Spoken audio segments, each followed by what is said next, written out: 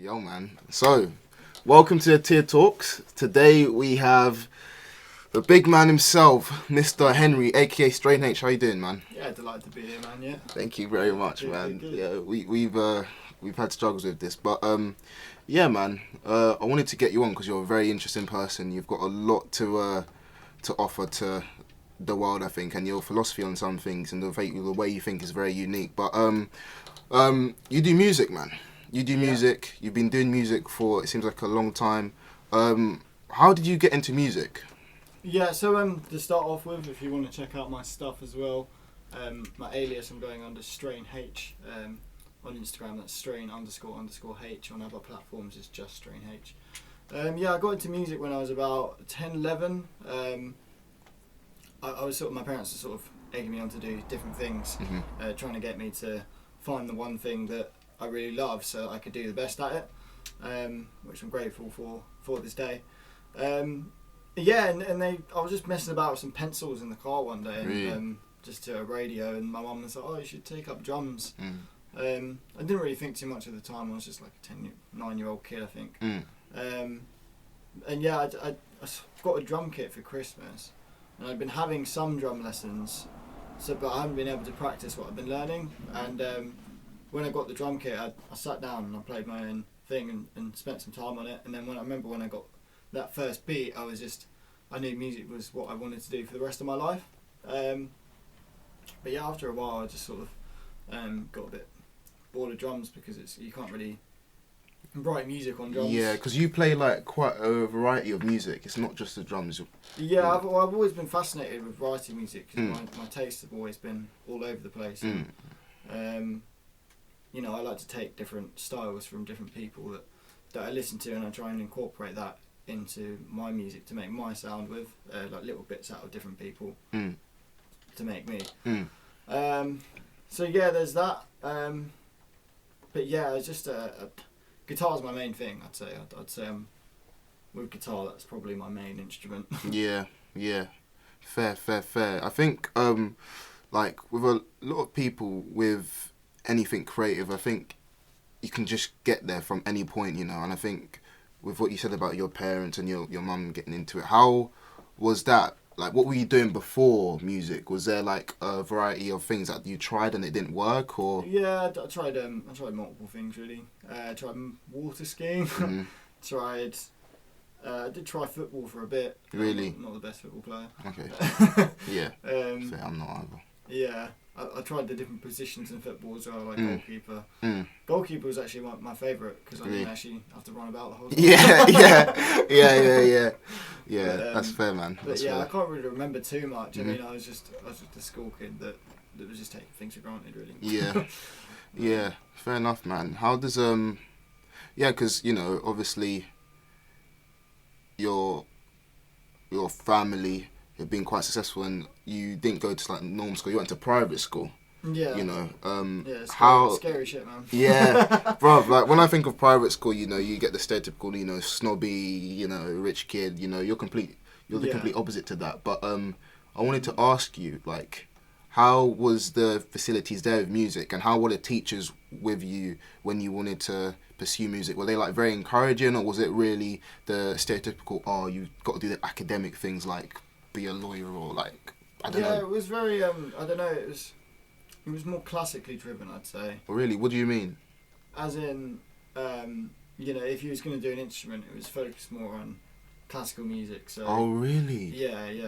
It would have to be done about, you know, music which was other than pop music, I guess. Really? Yeah. I mean, there would be a bit of rock or pop here or there. Yeah. But yeah, not enough to click onto and be like, whoa, that's amazing. Mad. How do you find that then? Because I know obviously like there's a lot of like pop music and shit, but that's kind of old school. Was that difficult for you to learn, or was it boring? Like it just wasn't me. Like really? That's really okay. Like I mean, yeah, you know, in terms of as far as classical goes, like I like classical, but it's, you know, it's not my forte. Just because I don't know, I'm just a rock and roll guy, really. Yeah. Always been obsessed with older rock even before I started music. So yeah, it's I can't. That's all I can say. Really. Fair enough, man. Fair enough. And you know, obviously, you're going to school with like obviously quite wealthy people. What were they like? Like, did you get the stereotypical like I've got 10k on my wrist, or was it like some of them were like that. Okay. Yeah, there were some people that were like that. Because that's one thing I've met. Like literally, like first impressions of you when I met you, I was like, yeah, this guy's just looks just like a normal guy. Which obviously, first impression you're gonna think someone's normal, but like I'd never think, oh, you've come from the life you've lived. Do you know what I'm saying? And do you know what I'm saying? So, yeah. Well, that's why you never judge a book by its cover. Exactly. Yeah. Yeah, I don't know. I've just never been really about that. It's weird though, because both my parents weren't. They weren't the snobby type rich. Yeah. My dad came from nothing and was really, really successful. So that he always had that. He always knew that what it was like to be from, not just from being rich. So he knew how to not be a snob because he didn't grow up like that. Yeah. So I learned that off of him. And then my mum didn't come from the richest background in the world. So I guess from them I didn't really inherit that. Yeah. Oh, look at my new watch. Yeah. That must have clashed then. Did you ever clash with like some people there, like that were actually like the showy? Yeah, in a way. I mean, for a while I felt like a bit of an outcast. I think that's sort of partly the reason why I left, because. Oh, okay. You left. I left because I went to sort of different. I went to 2 different private schools. Okay. The one I'm talking about here was like really quite expensive, but the other one was more of a budget private school. It was very small. It was just very compact.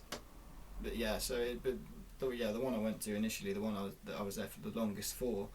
I had some friends who wanted to do rock music and everything, but when you get to like the 14-year-old period where everyone starts having to focus on their GCSEs and everyone's parents paying all this money for them to do that. Obviously, not everyone's so overly involved in the whole rock and roll lifestyle. So I left that school to mainly play guitar and went to a different private school just closer, and just where there was less hours there and where I just had so much more time. I just focused on guitar constantly throughout the whole time I was there. So wow, yeah, man, respect. Like, yeah, that must have been really, really weird. What were your friends like then? Like that you did eventually make? Were they into sort of the same thing as you, or? Yeah, so I got my mate Sam, and I sort of when I moved to school to the newer one I was talking about, like, there weren't many people there. There was only like 3 girls in my year. Oh yeah. No, sorry, there was 8 girls in my year. Sorry. Crazy. Crazy. But then, I had two people in my business studies class. So it was just me and this other guy. Just 2 people in the class? Yeah. In the whole class? Yeah. In the whole class? Yeah, in the whole class. Fuck me. Yeah. Jesus. It was hilarious because the teacher was really, really nice, but also quite stern on getting us to do the work. And me and the other guy were just we weren't business kind of people. Really? Not very. So me and him were kind of like, we weren't interested overly in business at the time. Fair. We still worked hard out of respect for the teacher, but it was also funny because we used to have a bit of a laugh every now and again. What were you doing in the lessons? What would you do? Like to? I remember one time we were waiting for her to come in and we stuck like loads of Rizzlers like all over her desk and really? The computer screen. Oh my days! But it was just funny, and I remember he would just like mid lesson he'd like put his hand down his trousers and like so obviously scratch his nose, and then he'd smell it and go, wait, and then, like, put it in my face. Wait, was the teacher like a male or female? Like, was she? A female. Oh my god. I think she just turned a blind eye to it. Yeah. Just ignore it. Like, what can you actually say? As long as we were doing the work. Yeah, mate, that's jokes, man.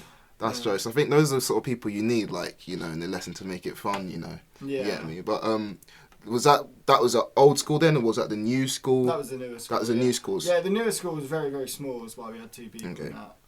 Okay. And that was the school I mainly just played guitar with. But the scary, more expensive one where you got all these people with grand Rolexes running around at 13 years old or whatever. That was bigger, so it wasn't, and the hours were ridiculous. Like, really? Monday was something like 8:30 till 6 p.m. Mm-hmm. Tuesday was 8:30 till 4:30 p.m. But you had 2.5 hours of sport on Tuesdays and Thursdays. So Thursday was the same as Tuesday. Wednesday was the same as Monday, where you finished at 6. Friday was the same. 6 o'clock. Yeah, Friday was the same as Wednesday and Monday, where you finish at 6 o'clock. Plus you have Saturday school, which finishes at 4 o'clock. So nothing on Sunday. Sundays just. Sometimes you would, because if you had this my party thing, God. yeah, What? there was like this house gathering, like where all the houses would have a party, and it was like, if you went to this party, you had to go to chapel on Sundays, but you had like an hour and a half homework every night as well. On top Really? of, like every night, yeah. So how are you practicing your guitar then? How, exactly, when do you find your time? Well, I asked for an extra half-hour guitar lesson, and they were like, "Oh, well, I haven't been seeing him practice enough on guitar." It's like, this score is ridiculous. Like, how can you? Jesus. Like, the last thing I want to do when I've been worked to death is have fun playing guitar, because I wasn't the best guitarist. It's not like I can just sit down and play. I wanted to learn it as like an actual skill, which requires a lot of thought. But when you've been using your brain the entire day, like, you can't be bothered when it gets to like 8 p.m. and you just finished endless amounts of homework. Oh my God, man. That sounds like torture, mate. So you must have clashed with the teacher sometimes, surely. Oh yeah. Sure. I clashed with some of them. It depends if I respect them or not. Depends if I like the lesson. Depends who they were, really. I wouldn't disrespect you if you were, a nice person. I'm not that I would disrespect many teachers anyway.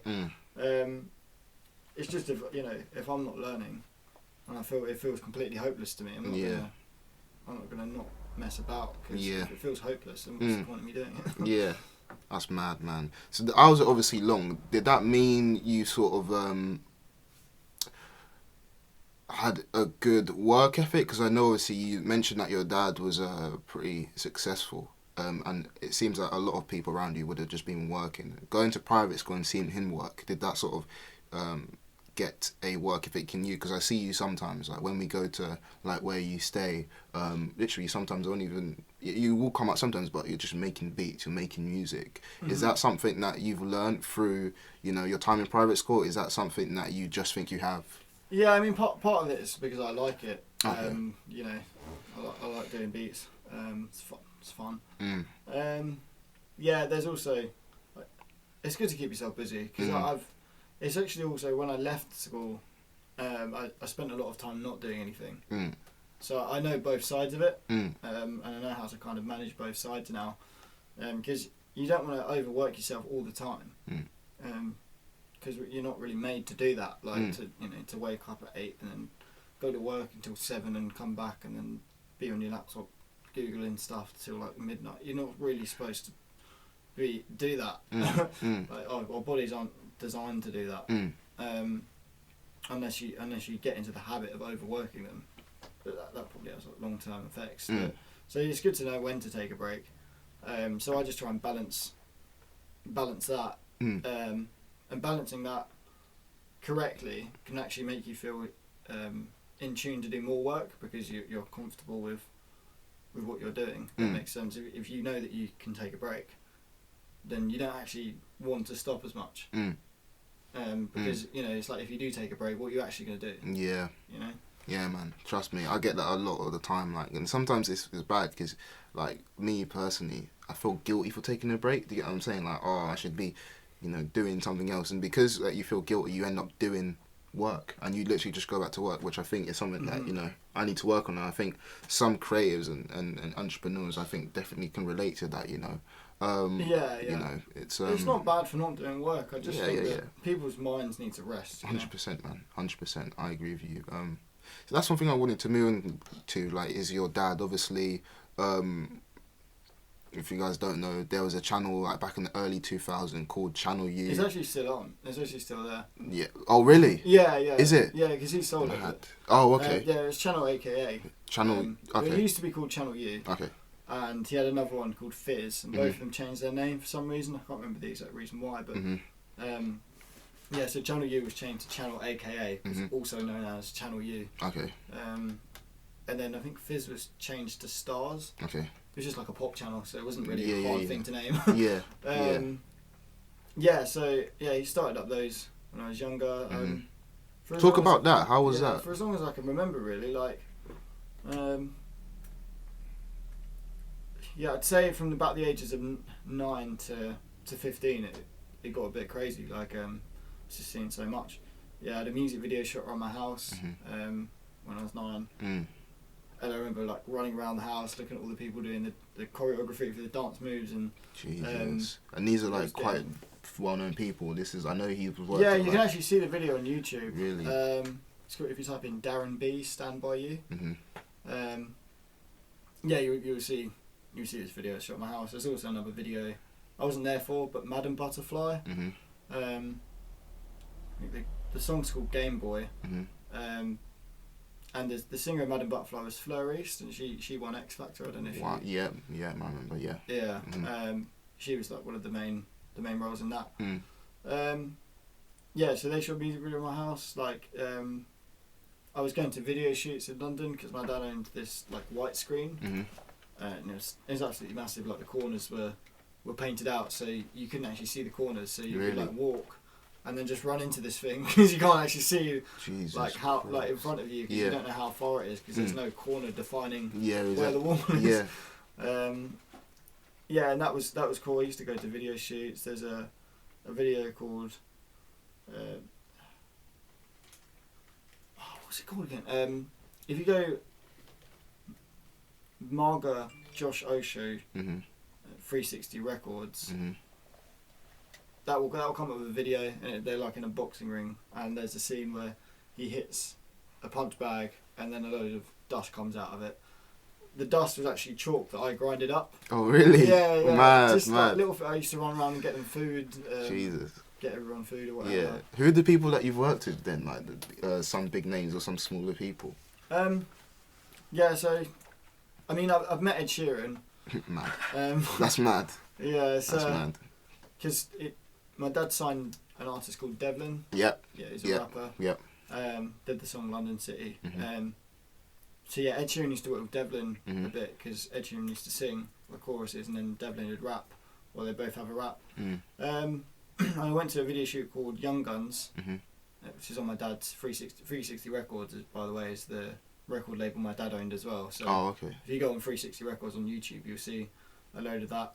The Lethal Bizzle Pow video. Yep. Oh yeah, of course. The Lexus in that video is my dad's old car. Really? Yeah. I met Lethal Bizzle quite a few times. It's sort of on the basis. How was he? Was he alright? Oh, he's hilarious, man. Really? Yeah, he's a bundle of joy, man. Nice. Yeah, just a proper character. But yeah, he's one of the few people I reckon that would probably, if he saw me, he'd recognise me because of my dad. But I'm not sure if any of the others would. Yeah. But yeah, I met Dappy because he signed N-Dubz. Met Talisa. Could have been in the Papa Can You Hear Me video shoot where one of the kids holding the candle. But for some reason in my head, me being the immature private school kid that I was like, it's gay to hold a candle and look sad. Really? Yeah. Man. Little did I know it could have been like in an absolutely massive music video. Exactly. Yeah, I didn't really realise the severity of the time. But yeah, so. I mean, how old were you at that time? You would have been quite young. I mean. Yeah, like sort of 9 into the ages of 11. Yeah. Yeah, but I think I remember going to more music videos when I moved schools because I had more time. If you remember me saying, like the hours were really long. Yeah, that was shit. Yeah. So when I moved and I had more time, I could go see more of these videos. And I was doing more guitar, and that both of them kind of encouraged me to do more and more. But seeing both sides of it. So yeah. That's crazy. Yeah, quite a few people. I'm trying to think if there's anyone else, but there are quite a few people, but I just can't remember. That's mad. That's mad. And how was it like being around your dad at that point? Because obviously he's well respected. There's loads of articles saying obviously it's a loss because he's not around anymore.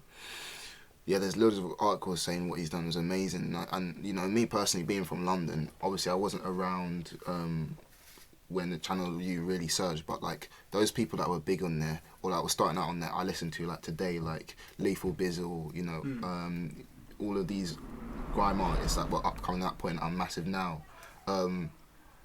How was it being around him at that point? Like, how was he with all of that pressure? Because it must have been a madness, like you said.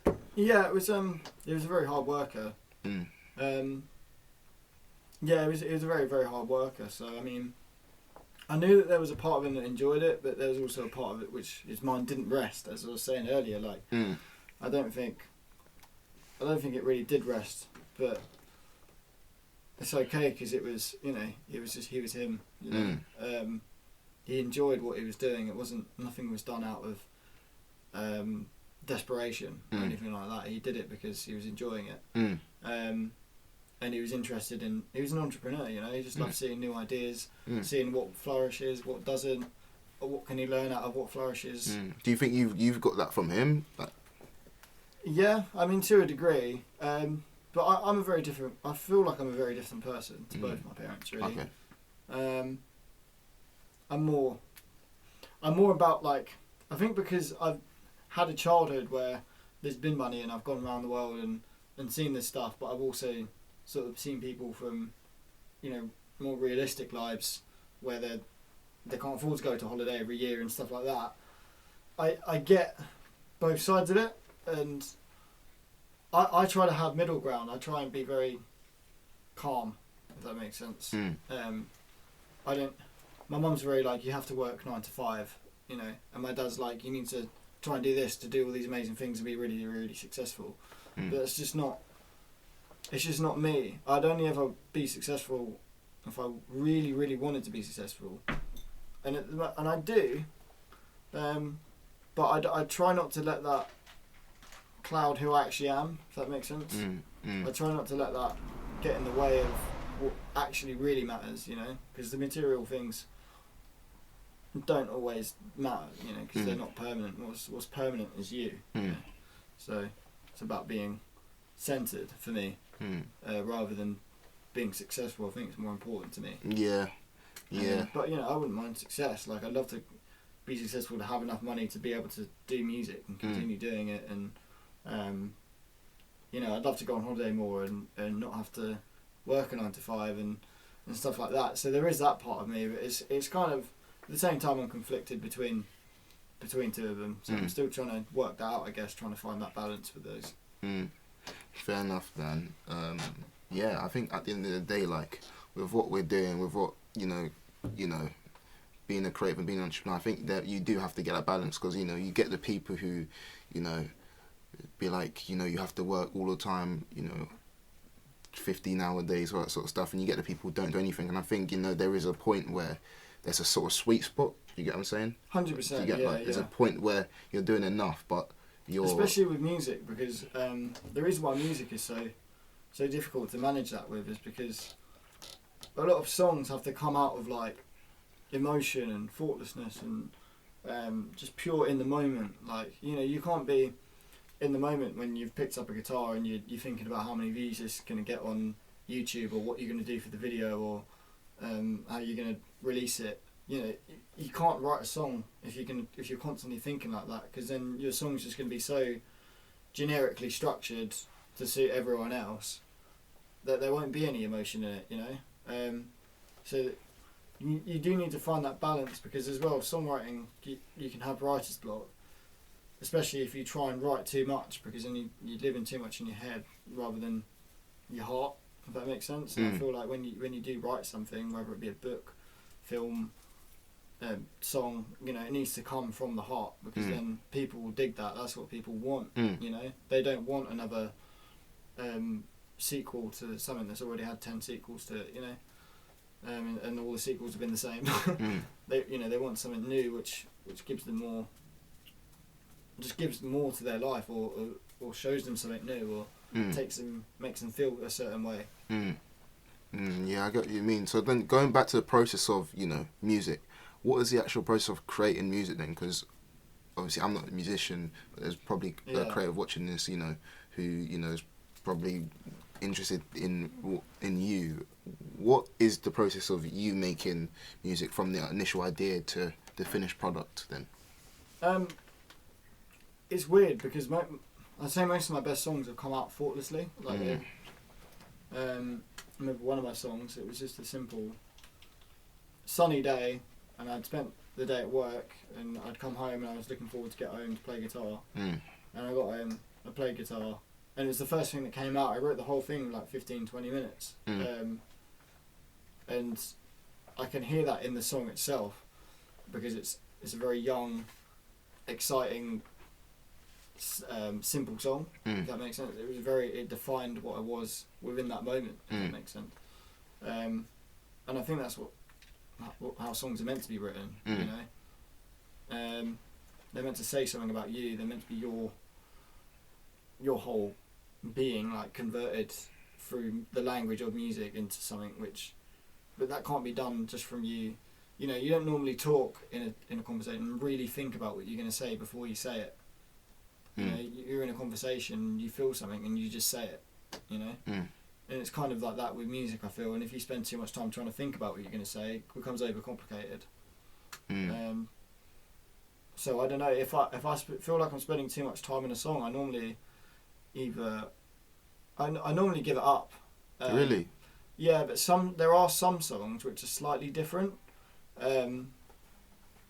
So basically, like, some songs I'll start writing, and I'll realise that they're going to be like a lot of work. It's weird, like, I can just tell they're going to be a lot of work, because some of them I know they have to be like a lot longer songs. Like, they might need to be like 5 minutes songs, with different sections. You know, if it's too mellow, it might need to go into something a bit more heavy, and I need to write that heaviness, and I need to work out how it's going to transition. So different things like that. Like, I can look at a project sometimes and be like, okay, this is good, but it's going to take me a lot of work because of how the vision I have for it, in a way. Like, almost like, yeah, I'd say the vision of it is massive. Whereas if it's a simple song and I spent ages trying to find the fourth lyric, like, I just give it up normally. I might keep the music or come back to the lyrics at a different date, but if I don't, then I don't. It doesn't really bother me. So there's not a lot of pressure on sort of the process then? Not really, no. Yeah, because as I say, I think that's what I've learned, is you don't want that pressure. Because then it just becomes, as well, it makes you feel like you're doing it because you have to. Yeah. And then that's really not speaking from the heart, you know. Yeah. You don't want that to come across in your music at all. You know, it's like, if you haven't got anything nice to say, don't say it at all. You know, and if you're doing it because, I've got to do this, don't do it. Like, just don't do it. If you're not making some sort of positive impacts, or feeling like you're saying something that has a point, if you're not doing that, then why are you saying anything at all? You know? Yeah, man, that's interesting, because, you know, like, it must be hard, like, because I think with, like, being a creator but also being an entrepreneur, which, you know, I sort of fit you into sort of that category. Obviously you've got the creative process, which takes time, but then you've also got, like, sort of the logical, like, this needs to come at that time. Which one do you more sway to? Do you more sway to... Well, that's what I was saying to you earlier. I'm a bit conflicted between them. Yeah, I'm very conflicted between them. Wow. I'm still working. Is that a struggle then? Are you trying to find that sort of sweet spot that we talked about? Well, as I say, I'm sure we'll get onto this. Obviously, the mental meditation thing that I do. That's really, like, conflicting me at the moment. Cause, let's talk about that now, actually. Yeah. Okay. Yeah. But how should we start this? Yeah. So obviously, you know, we're talking about, like, you know, like, the sides of you obviously being an entrepreneur and being a creative. That can obviously be conflicting with your philosophy.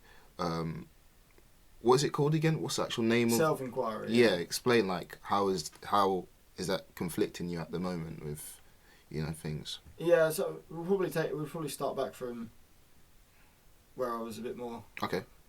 Probably where I was going through the depression, because I think that'll probably explain it a bit more. Yeah, go. Yeah, sure.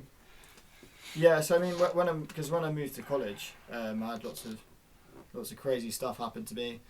Because I went from being a white boy, countryside, private school kid, to living in a YMCA, like, near London. Mad. Yeah. And I lived there for a whole year. Like, crazy stuff happened to me, man. Like, I had bed bugs. I actually died, like... Jesus. Because Wow. I asked someone for a bong of weed, and they put like legal high in my bong. Wow. I don't know. Have you heard of legal high? No, I haven't. Oh yeah, it's probably a bit before your time. I nearly died from it as well. Really? Sent me to hospital. High five, bro. Woo! We both nearly died. High score. That's crazy. No, That's apparently I actually died on it though. Like, obviously not permanently. No.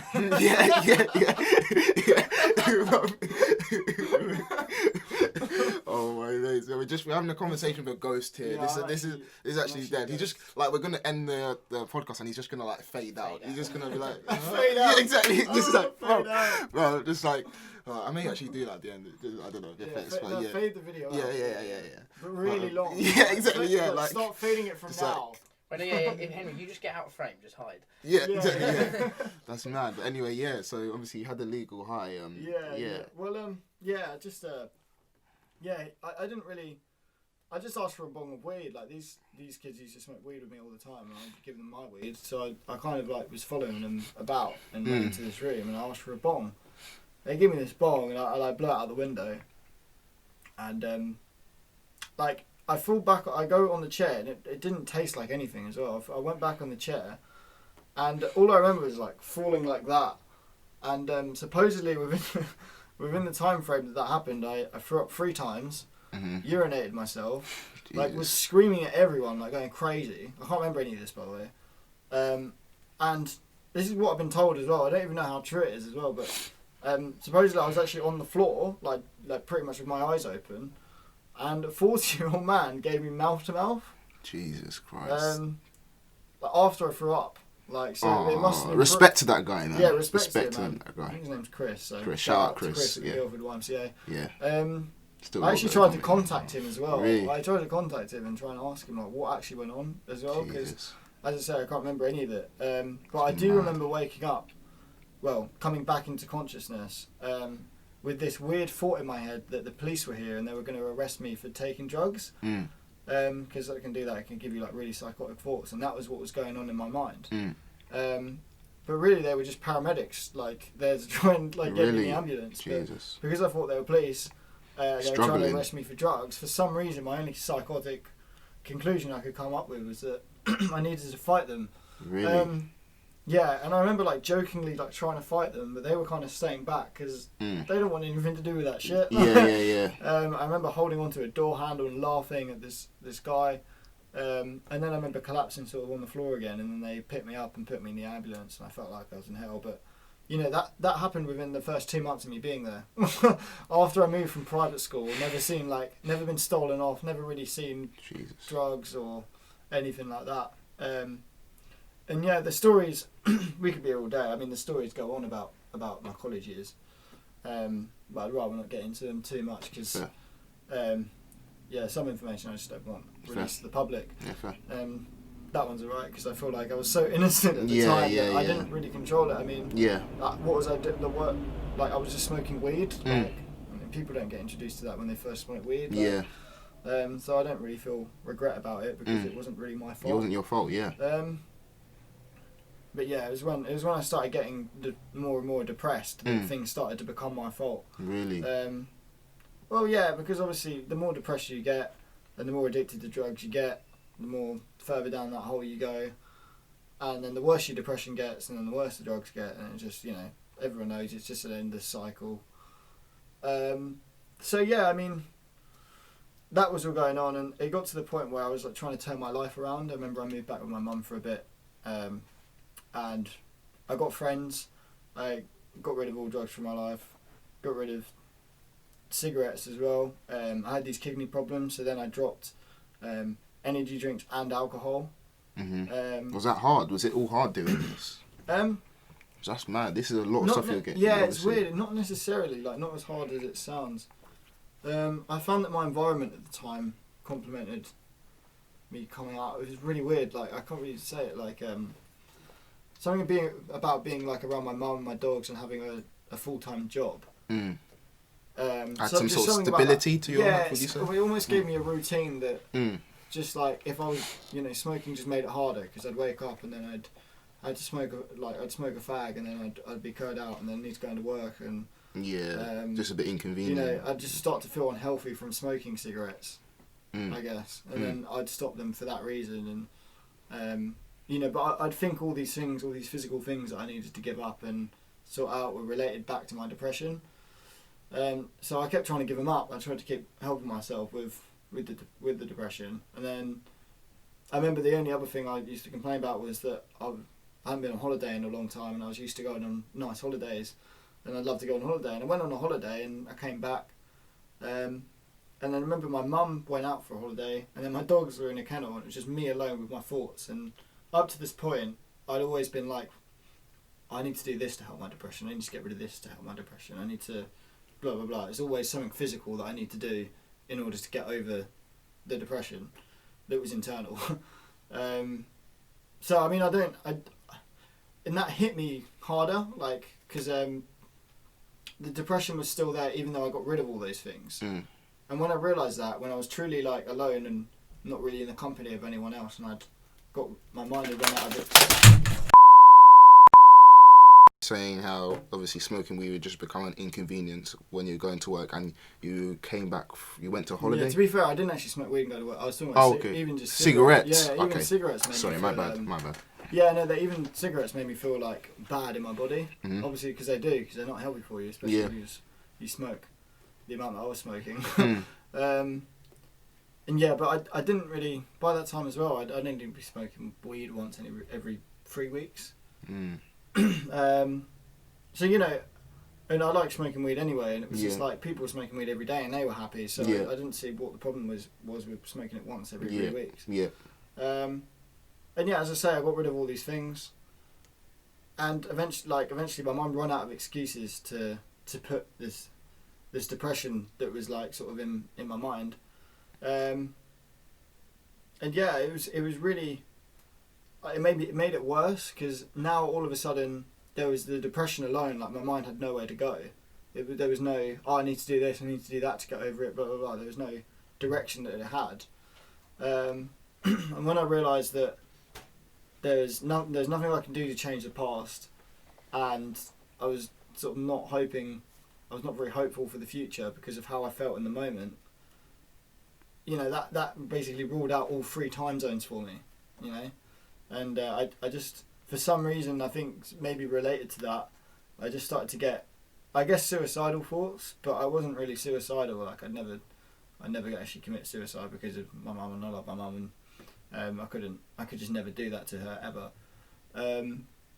But yeah, it was really bad. Like, I'd wake up, and from the moment I woke up to the moment I went to sleep, every thought pattern would just end back at the same place, that I want to die, and I want to die, and I want, like, every single day, for months. And I was really struggling trying to get help from counselling, but then this is around Christmas, so they were just busy with all that kind of stuff, so there was a longer waiting period. So yeah, I was struggling, and I bought this book a while back,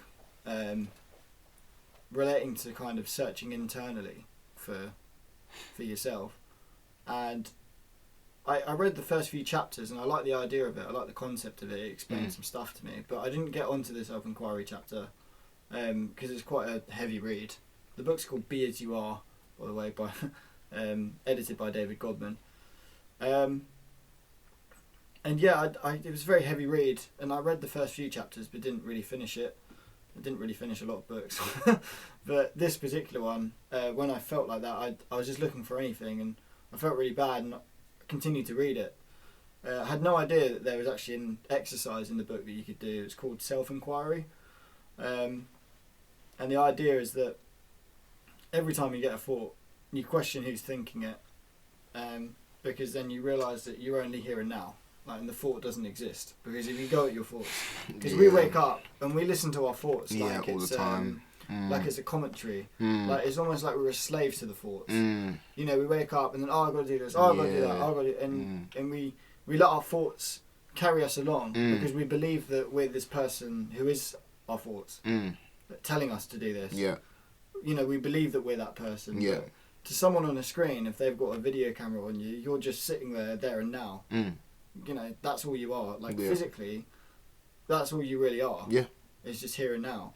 and thoughts are also physical because they come from the mind, and the mind's part of the body, which is physical. But in order for you to recognise that there's anything physical to begin with, you need to be aware that it's there. You know, so the awareness, and that's an obvious thing to say. Yeah. But the awareness comes before the physical object. Yeah. So it's like this chair here. I can sit on this chair for 10 years, but because of my experience, I know that the chair isn't me. Does that make sense? Yeah. Like, I get what you're saying. So it's like the mind. Like, you can spend so many years listening to your thoughts, and you'll start to believe that you are your thoughts. Yeah. You know, but you wouldn't sit on a chair and sit there for years and years and years and start think to that believe you are the chair. Yeah. You know. Yeah. So then, sort of, I was reading that, and a lot of it's very complex for especially people in like where we're from, like Western civilizations, to understand that kind of philosophy. Because there's so much going on in our lives, and and it's not even hard to understand that. No, it's not. You know, it's but not. What's hard is to accept it. Yeah, because 100%. Because people who you know, want to do businesses and do the whole Shazam and be an entrepreneur or whatever.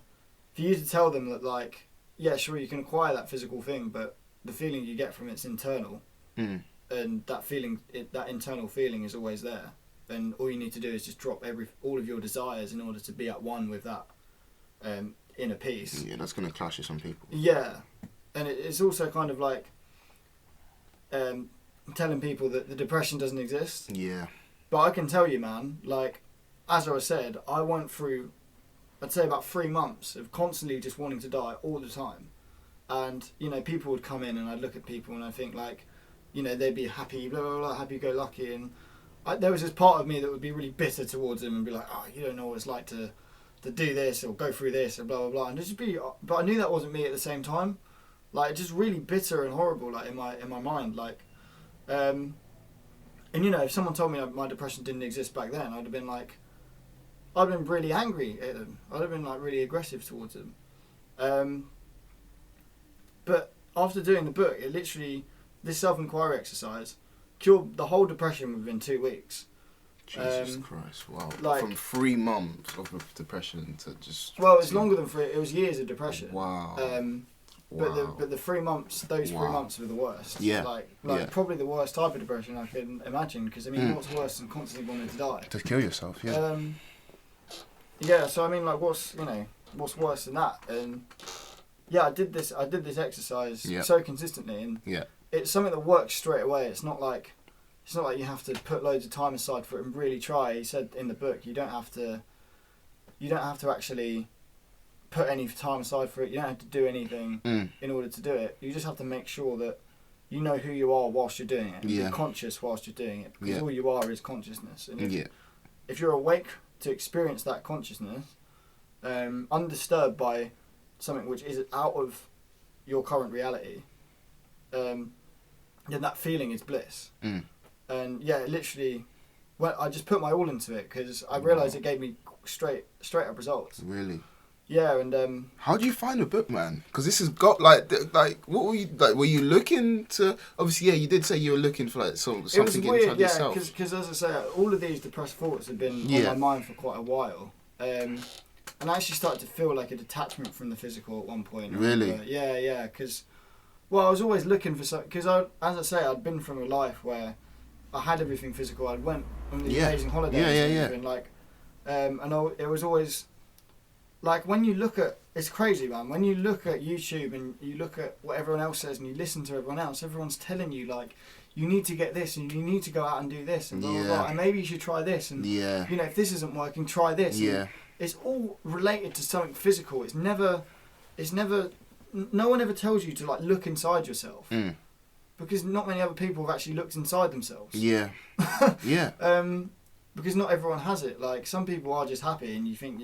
You know, you should follow them, but maybe they're happy because they haven't been through the same thing you have. Like, so they can't tell you a solution to your problem because they might not have a problem. Yeah. And you're trying to be like them, but they don't understand your problem. Yeah. Like, it doesn't really add up. Yeah. Yeah. And then if you do find someone, they always talk to you, and it's always about something physical. Oh, you should go see a counsellor. Oh, you should go try antidepressants. Oh, you should try. It's always something physical. No one ever says.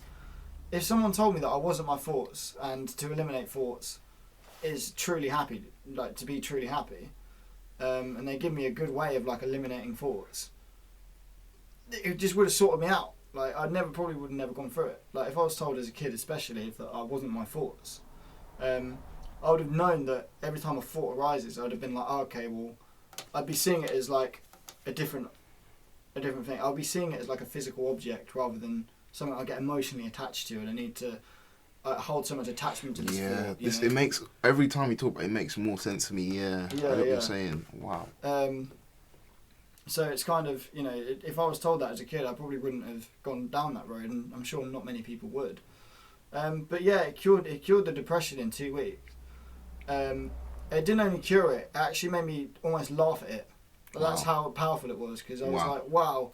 I was like that, and none of it actually existed. It's like waking up from a dream that doesn't actually exist. Like that's how powerful it was. Because when you realise that you're going through this state of awakening like all the time, and you'll never understand your own being.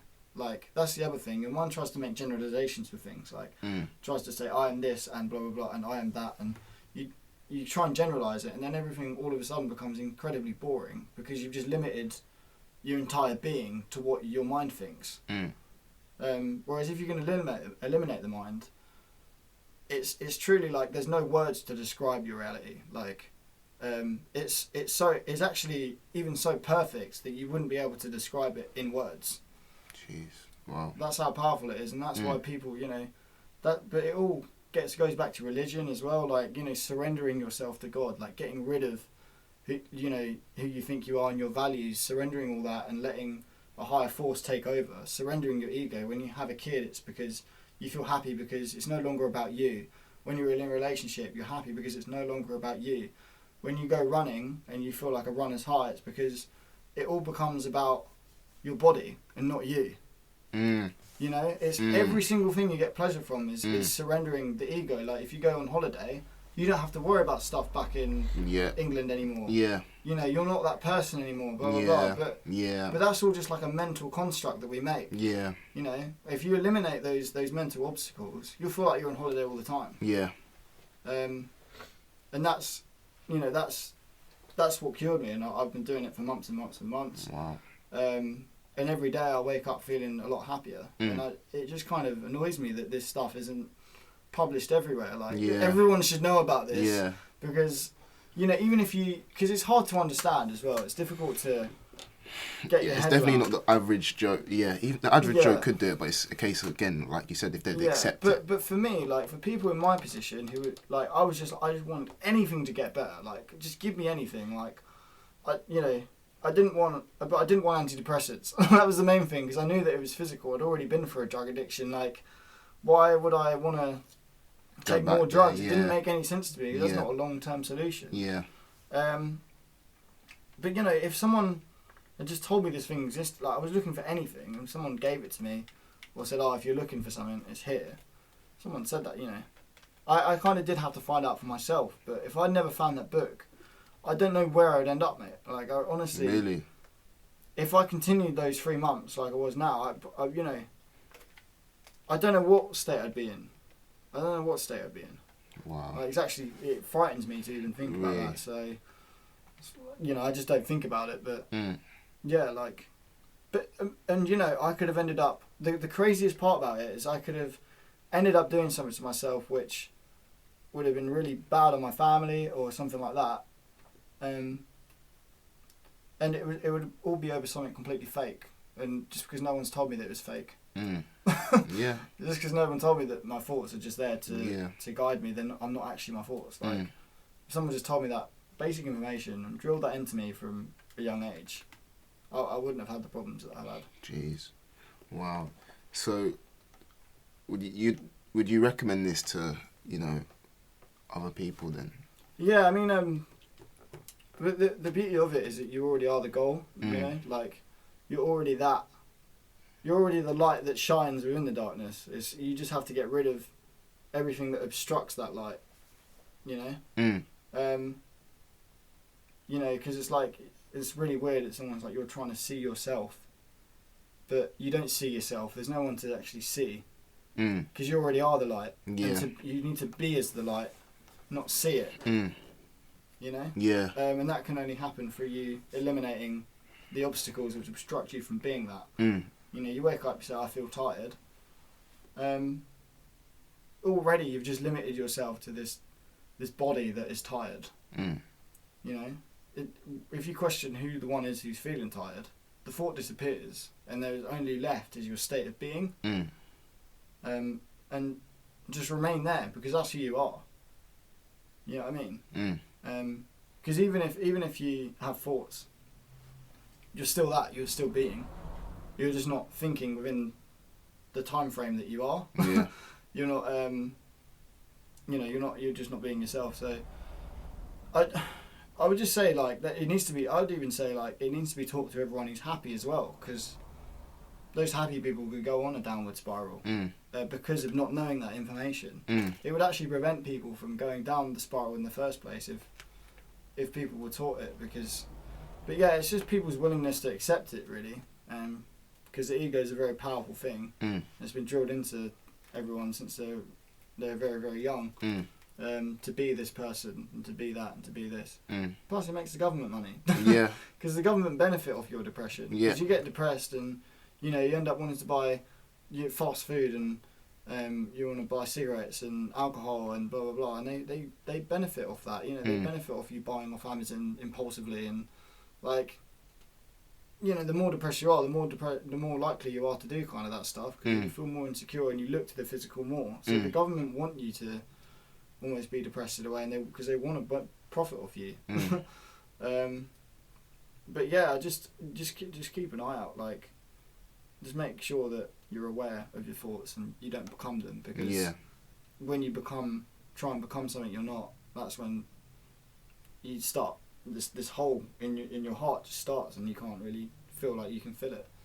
But there's no hole there. Like, it's getting rid of the idea that there is a hole.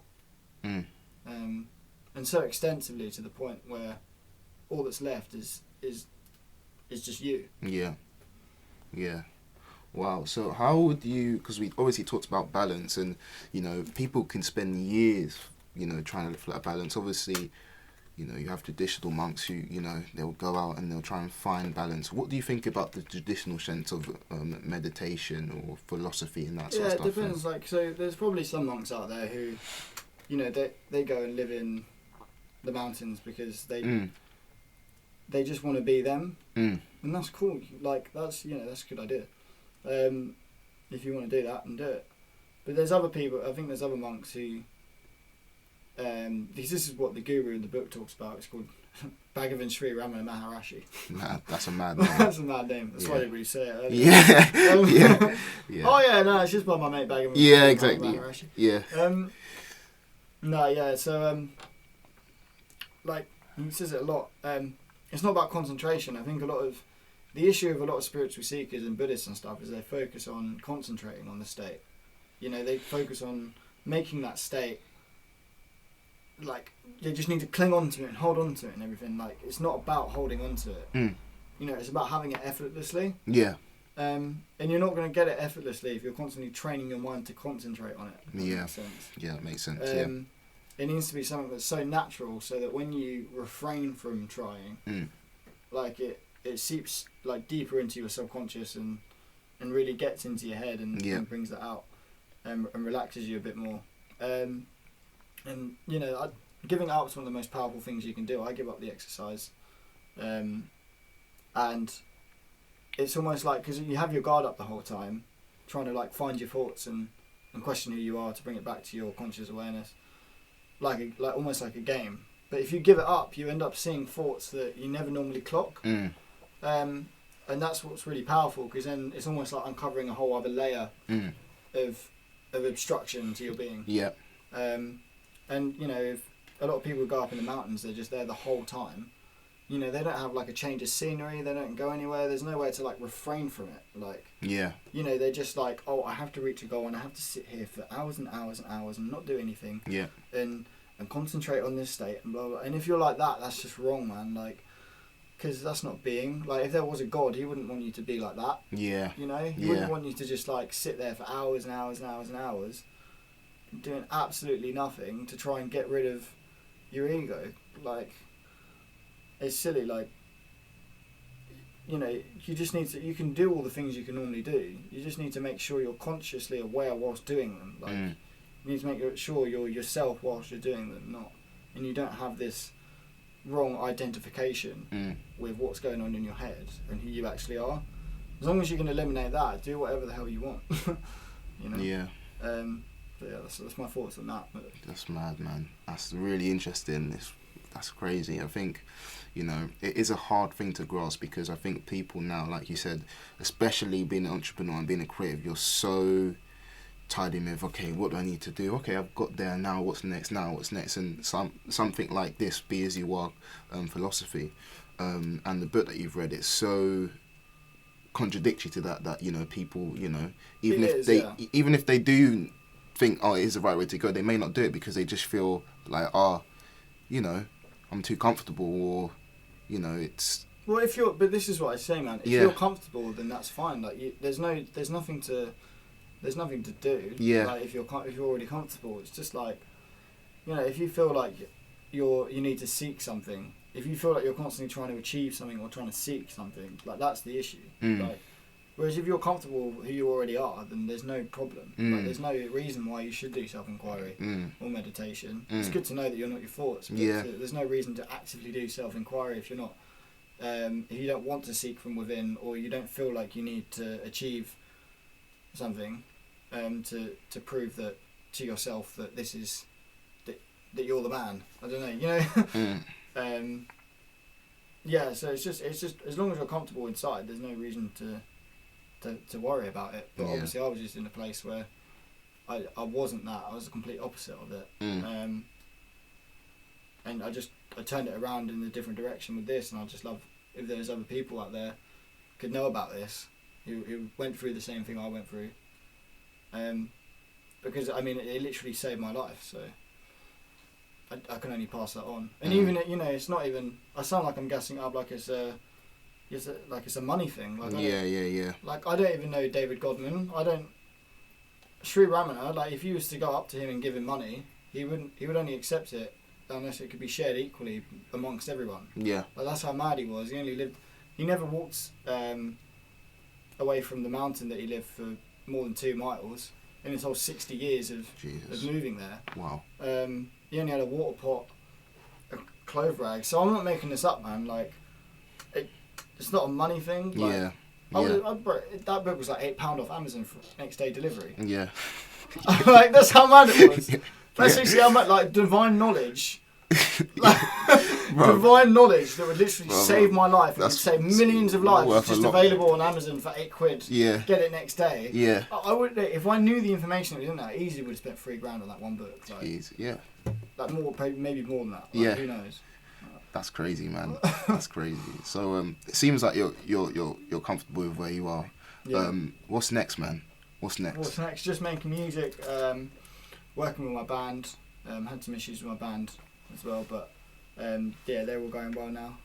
Still don't have a band name, but I'm sure I'll be posting on Strain H about it as well. So just follow Strain H, you'll be informed about all the content. Nice. Coming up. Awesome. Mate, it's been a pleasure having you on. We've done this so many times. Well, we're doing that. That was, okay. Yeah, yeah, man. It's been a pleasure. It's been an absolute pleasure having you on, man. Thank you so much. No worries at all. Make sure you guys check out the clothing. Check out 7th Tier. Yep. Always Clothing Creators. If you enjoy the content, make sure you share this. If you're creative wanting to come on a Tier Talks, please DM us. We'll happily have you on. And peace.